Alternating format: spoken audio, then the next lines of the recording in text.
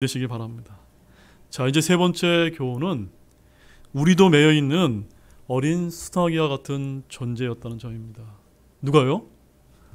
저와 여러분도 어린 수나기와 같은 그런 존재였다는 이런 말씀이 이제 담겨 있는데, 자, 본문 30절 말씀 보십시오.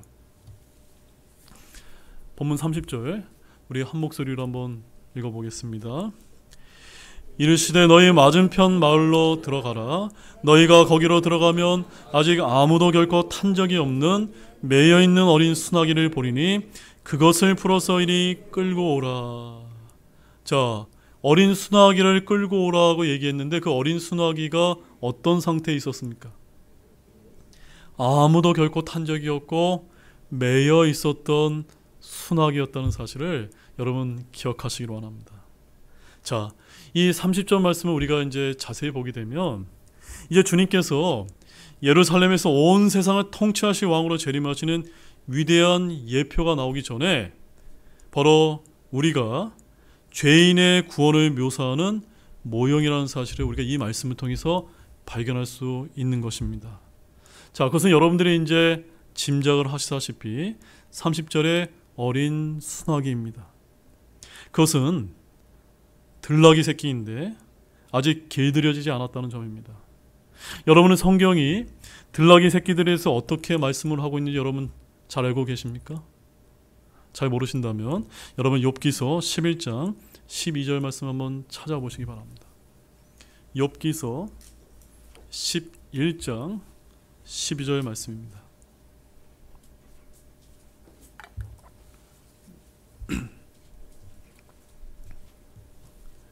욥기서 11장 12절 말씀 함께 우리 읽어보겠습니다. 사람이 들나귀 새끼같이 태어날지라도 허망한 사람은 지혜롭게 되고자 하느니라. 여러분 뭘 뜻하는지 여러분 아시겠습니까? 결국 구원받지 못한 사람들이 뭐와 같다는 겁니까? 들나귀 새끼와 같다라고 성경은 저와 여러분에게 알려주고 계신 것입니다. 여러분, 우리는 여기서 본문 말씀이 구원받지 못한 사람의 모형을 말씀하고 있다는 사실을 발견하기를 원합니다. 미국의 한 어떤 목사님께서 이 야생 나귀, 즉 들나귀에 대해서 너무너무나 알고 싶어서 어떤 농장주에게 찾아가서 물어보았다고 합니다. 그러면서 그 농장주와 나누었던 대화 중에서 몇 가지 아주 흥미로운 사실을 통해 들나귀가 어떤 특징을 갖고 있는지를 이제 알려줬는데, 첫 번째 특징은 들나귀는 세상에서 가장 고집센 짐승이라고 합니다. 뭐라고요, 여러분? 가장 고집이 셌다는 겁니다. 두 번째 특징은 들나귀들은 밤늦게 숲속을 뛰어다닌다고 합니다. 세 번째 특징은 그들의 어미 중 일부가 들나귀라고 합니다. 네 번째 특징은 들나귀는 사람이 타기 전에는 절대로 길들여질 수 없다고 합니다. 그래서 농장주는 이렇게 말했다고 합니다. 사람이 타야만 길들여질 수 있습니다 라고 이렇게 얘기했다고 합니다. 마지막 다섯 번째 특징은 우리가 들나귀에게 채찍질을 해봐야 소용이 없는데 그 이유가 무엇인지 아십니까? 길들여지지 않은 상태에서 들나귀는 아무리 채찍질을 해줘도 그 의미를 깨닫지 못하기 때문이다라고 이렇게 농장주가 이야기를 이제 해주었다고 합니다. 사랑하는 여러분, 이러한 내용은 우리가 어떤 책에서도 배울 수 없는 구원받지 못한 죄인의 상태에 대한 아주 좋은 주석이라고 우리는 이렇게 볼 수가 있습니다. 구원받지 못한 사람들도 들나귀처럼 무엇이 셉니까? 고집이 셉니다. 또한 밤늦게 돌아다니며 사고를 칩니다. 그들의 어머니도 야생이기 때문에 그들도 야생입니다. 또 그들은 주님께서 타셔야만 길들여질 수가 있고, 그 전까지는 그들은 주께서 아무리 채찍질 하셔도 길들여지지 않는다는 점입니다. 따라서 구원받지 못한 사람이 세상에 태어날 때 그는 아무도 타본 적이 없는 들나귀 새끼처럼 태어나는 것이다 라고 성경은 우리에게 알려주고 있는 것입니다. 주님께서는 그래서 제자들에게 뭐라고 얘기하셨냐면 30절 말씀에 그것을 풀어서 이리 끌고 오라라고 이렇게 명하셨다는 점입니다. 자, 우리 마가복음 11장 2절 말씀 한번 찾아보시기 바랍니다. 마가복음 11장 2절 말씀에 가보게 되면 비슷한 말씀을 이제 우리가 볼 수가 있는데, 거기 이제 뭐라고 말씀하시는지 우리 함께 또 보겠습니다. 함께 한번 읽어보겠습니다. 그들에게 이르시되 너희 길로 가서 너희 맞은편 마을로 들어가라. 너희가 거기로 들어가면 곧바로 아무도 결코 탄 적이 없는 매여 있는 어린 수나기를 보리니 그것을 풀어서 끌고 오라. 여러분, 아무도 탄 적이 없으니까 이 나귀는 어떤 나귀입니까? 들나귀라는 겁니다. 특별히 어린 수나기이기 때문에 그 성경에서 얘기하신 들나귀 새끼인 것입니다. 여러분, 마가복음 1장 2절에서 이 어린 수나기는 매여 있었습니다. 말하자면 그 어린 수나기는 그 어느 곳에도 갈 수 없는 그런 불쌍한 처지에 있었다는 점입니다. 이처럼 성경은 우리 구원받지 못한 죄인들에 대해서 뭐라고 여러분 말씀하고 있는지 아십니까? 여러분, 잠언 5장 22절 말씀도 한번 찾아보시죠. 너무나 중요한 말씀이기 때문에 이런 말씀들 한번 직접 한번 보겠습니다. 잠언 5장 22절 말씀. 자, 거기 이제 뭐라고 이제 기록이 되어 있습니까? 잠언 5장 22절 말씀 함께 읽겠습니다. 사악한 자는 스스로 자기 불법들에 걸리며 자기 죄들의 줄에 매이리니. 뭐 떠오르지 않습니까, 여러분? 우리는 들나귀 새끼처럼 태어나서 무엇에 매여 있는 것입니까? 죄의 줄에 매여 있기 때문에 그 죄의 줄을 스스로 풀 수 있습니까, 없습니까? 없다는 점입니다. 따라서 이렇게 구원받지 못한 사람은 한마디로 말해서 자기 죄들의 줄에 매여 있는 그런 불쌍한 신세였다는 것을 성경이 우리에게 이제 보여주고 있는 것입니다. 또 주님은 욥에게 뭐라고 질문을 하셨냐면, 여러분 귀를 쫑긋 열어서 잘 들어보시기 바랍니다.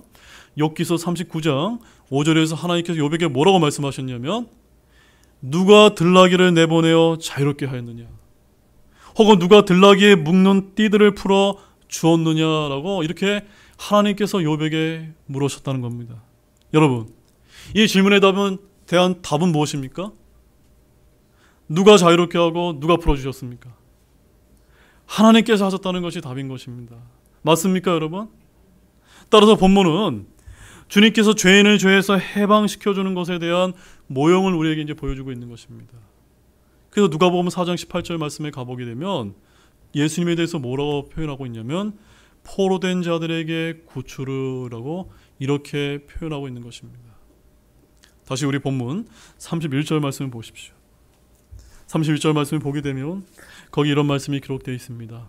만일 누가 너희에게 어찌하여 그것을 푸느냐 하고 묻거든 그에게 이같이 말하기를 주께서 그것을 필요로 하시기 때문이라 하라 하심으로.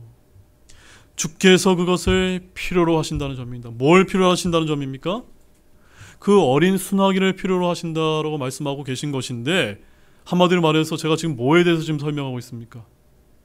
죄인들을 필요로 하신다는 겁니다. 바로 저와 여러분을 필요로 하신다는 점입니다. 사랑하는 여러분, 이 부분에 대해서 한번 깊이 한번 고민해 보시기 바랍니다. 주님께서 그것을 필요로 하시기 때문이라. 여러분, 주님께서 무슨 이유로 저와 같은 타락한 죄인을 필요로 하실까요? 여러분, 이런 점에서 한번 생각해 보신 적이 있습니까? 저는 하나님이 보시기에 너무너무나 쓸모없는 자입니다. 근데 그런 것은 저뿐만이 아니라 여러분도 마찬가지입니다. 그럼에도 불구하고 주님께서는 성령님께 이렇게 말씀하셨습니다. 저 아래 마귀와 함께 사는 저 사람에게 가서 그를 내게로 데려오라. 나는 그가 필요하다라고 이렇게 주님은 말씀하고 계신 것입니다. 그런데 저는 주님께서 그렇게 이야기하신 것을 죽을 때까지도 이것을 이해할 수 없다라고 여러분에게 솔직히 고백을 드립니다. 여러분, 주님께서 저와 여러분을 필요로 하신다는 말이 정말로 가당이긴 한 그런 말입니까? 물론 우리는 하나님의 속성에 대해 아는데 주님께서는 부족한 것이 없이 완벽하신 분이십니다. 주님께서는 진실로 무엇도 필요로 하지 않습니다. 주님께서는 여러분이나 제가 없어도 홀로 완전하신 분이십니다. 그러나 주님께서는 우리가 필요하고 우리에게 맡길 일이 있다고 말씀하십니다. 저는 이것을 솔직히 이해할 수 없다라고 고백할 수밖에 없습니다. 왜 셀 수 없는 우주의 은하계들, 별들, 행성들을 창조하신 주 하나님께서 우리와 같은 사람들을 필요로 하실까요?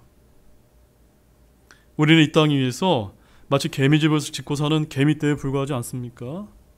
우리가 오늘 죽는다고 해도 친한 친구들과 몇몇 친지들을 제외하고 애석해하는 사람은 아무도 없을 것입니다. 이 지구상에는 70억 명의 사람들이 살고 있는데 그들 중 절대 다수는 우리의 존재도 모릅니다. 우리가 없어도 해는 뜨고 질 것이며 우리가 없어도 바다의 조수도 바뀔 것입니다. 하나님께서는 왜 그런 존재인 사람을 필요로 하실까요? 왜 그럴까요, 여러분?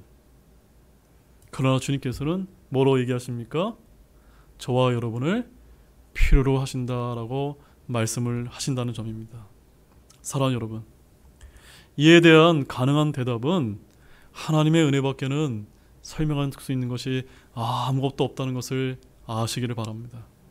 우리의 자부심이나 우리의 자존감과는 아무런 상관이 없는 오직 하나님의 은혜뿐입니다. 아까 우리가 불렀던 찬양처럼 하나님의 은혜뿐이라는 사실을 잊지 마시길 바랍니다.